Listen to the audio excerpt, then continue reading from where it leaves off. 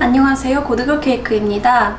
오늘은 생크림과 버터크림의 차이점을 비교해드리는 영상을 준비했습니다.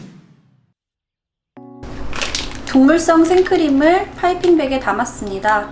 파이핑했을 때 어떤 모습인지 보여드리도록 하겠습니다.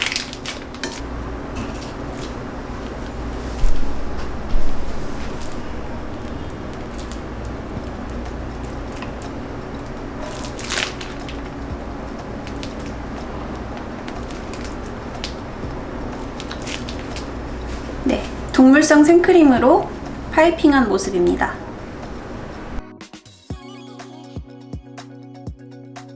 휘핑을 바로 한 직후라 아직 끝이 뾰족한데요.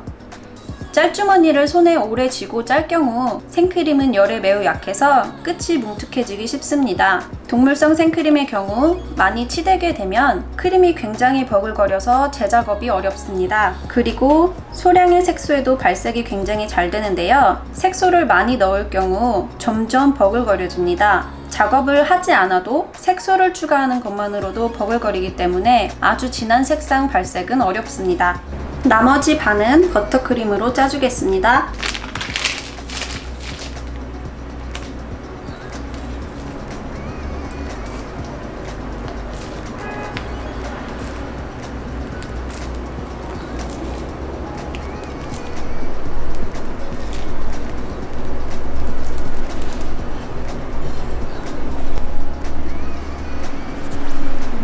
반쪽은 버터크림으로 짜주었습니다.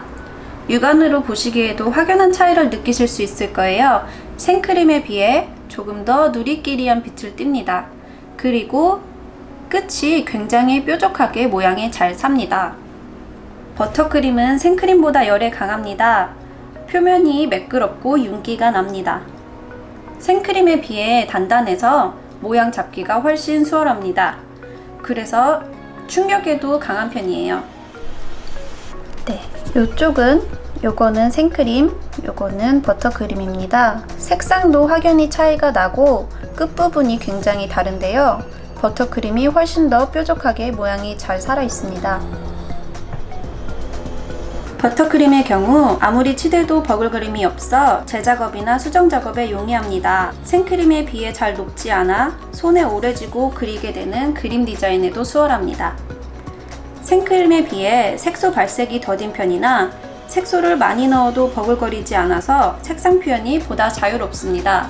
그런 특징들로 버터크림은 3D 케이크나 이벤트용 웨딩 케이크, 돌 케이크 등 야외 이벤트에서 사용하게 되는 케이크에 훨씬 유리합니다. 생크림과 버터크림의 질감 차이는 냉장 후에 확연하게 나타나는데요. 잠시 냉장고에 보관했다가 그 차이점을 보여드리겠습니다.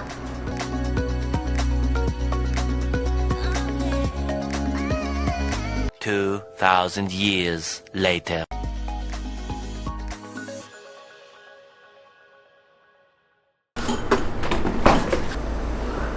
냉장고에 20분 정도 놓아두었던 크림들입니다. 자, 이제 차이점을 보여드릴게요. 먼저 손으로 만져서 차이점을 보여드리겠습니다. 오른쪽이 생크림, 왼쪽이 버터크림입니다. 먼저 버터크림부터 만져볼게요. 단단하게 굳어 있어요. 그래서 손에 별로 묻어나지도 않고 잘 찍히지도 않습니다. 그러면 이제 생크림을 만져보겠습니다.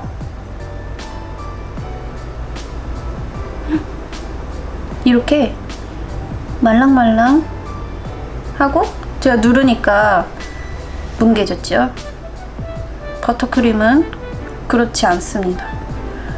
생크림은 이렇게 해서 먹으면 맛있어요. 생크림은 냉장고에 아무리 오래 있어도 버터크림처럼 굳지 않고 부드럽습니다. 그래서 드실 때 식감이 매우 좋고요. 버터크림은 냉장고에서 꺼내자마자 드시면 이렇게 단단합니다. 이렇게 잘릴 정도로 단단한데요. 그래서 버터크림으로 아이싱된 케이크 같은 경우는 부드럽게 드시고 싶으면 실온에서 30분에서 1시간 정도 꺼내두었다 드시는 것이 좋습니다. 자, 생크림과 버터크림 차이점을 보여드렸는데요. 둘 중에 어느 것이 더 좋고 나쁘고 한 건 없습니다. 맛에 따라 그리고 텍스처, 질감에 따라 더 선호하시는 거 드시면 되고요. 작업하실 때 작업성을 생각해 보시고 크림을 고르시는 것이 좋습니다. 네, 오늘은 생크림과 버터크림의 차이점을 보여드렸습니다. 마지막으로 가장 많이 받는 질문인 레터링이나 그림은 왜 우유 생크림이 아닌 버터크림으로 그리시나요? 에 대한 답변을 드리겠습니다. 우유 생크림은 열에 약해서 손에 쥐고 그림을 그리거나 글씨를 적을 때 쉽게 버글거려서 작업성이 많이 떨어집니다. 버터크림의 경우 열에 조금 더 강하기 때문에 버글거림 없이 매끄럽게 적을 수 있어서 버터크림을 사용하고 있습니다. 더 궁금하신 점은 댓글로 달아주시고요. 구독과 좋아요는 저에게 큰 힘이 됩니다. 오늘도 시청해주셔서 감사합니다.